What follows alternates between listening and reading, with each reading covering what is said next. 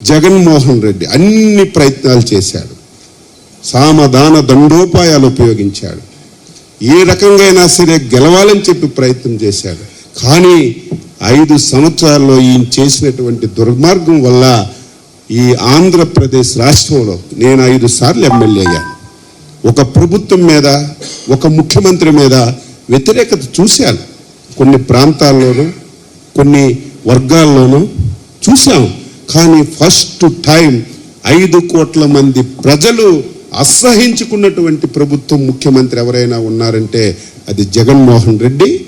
ఏ సర్వేలు చూసినా, ఎవరి నోటు విన్నా, ఎవరు చర్చించుకున్నా జగన్మోహన్ రెడ్డి చిత్తుగా ఓడిపోతాడని చెప్పి చెబుతున్నటువంటి తరుణంలో చివరి ప్రయత్నంగా ఇక నా చేతిలో లేదు, ఎట్టి పరిస్థితుల్లో గెలవనని చెప్పి తెలిసి ఈ రాష్ట్రంలో అల్లకల్లోలాలు సృష్టించడానికి ప్రయత్నం చేస్తున్నాడు.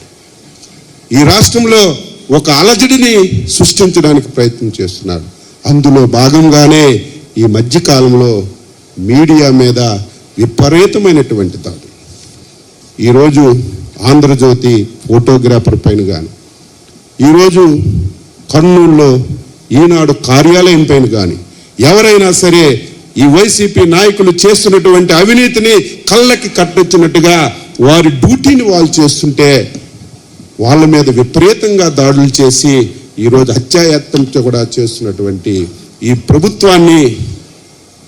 ప్రభుత్వం తీసుకున్నటువంటి ఈ కార్యక్రమాన్ని తీవ్రంగా ఈ కమిటీ వ్యతిరేకించి ఈరోజు ఒక తీర్మానం చేశాం.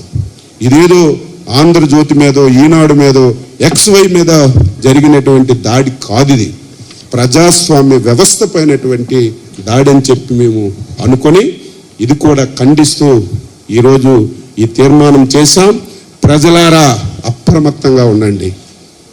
మన మధ్యన కూడా తగాయిదా పెడతాడు, కులాల మధ్యన తగాయిదా పెడతాడు, వ్యక్తుల మధ్యన తగాయిదా పెడతాడు.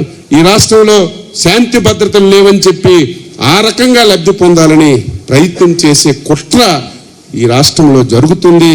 ప్రతి ఒక్క పౌరుడు దీన్ని గమనంలోకి తీసుకొని రేపు ప్రజాస్వామ్యబద్ధంగా ఎన్నికలు జరగడానికి, మళ్ళీ ప్రజాప్రభుత్వాన్ని, రామరాజ్యాన్ని ఈ రాష్ట్రంలో ఏర్పాటు చేసుకోవడానికి ప్రతి ఒక్క పౌరుడు సహకరిస్తారని చెప్పి ఆశిస్తూ రేపు 28 మీటింగు సక్సెస్ చేయడానికి ప్రతి పౌరుడు సహకరించాలని చెప్పి కోరుతూ అందరికీ నమస్కారం.